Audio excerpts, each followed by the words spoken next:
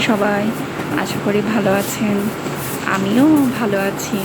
আমি নীলা আপনাদের সাথে আজকে আসলাম কিভাবে ঘরের কাজ খুব সহজে করা যায়।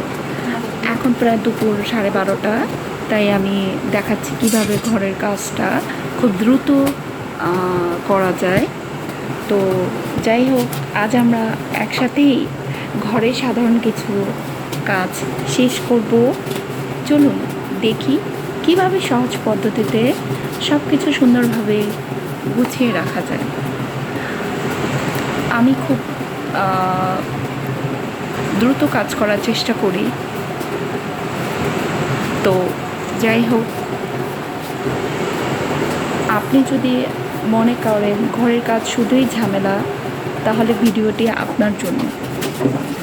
আমি অবশ্য দুপুর টাইমে রান্নাটা আগে ভাগেই করে ফেলেছি, তাই রান্নার ভিডিওটা দিতে পারলাম না।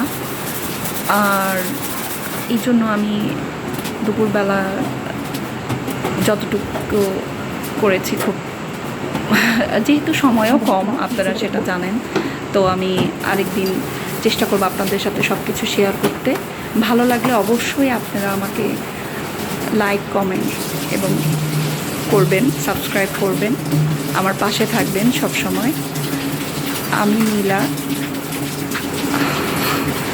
অবশ্যই আশা করছি আমার সাথে আপনারা থাকবেন এবং দেখতে থাকবেন কিভাবে খুব সহজ উপায়ে আমরা ঘরের কাজগুলা শেষ করতে পারি।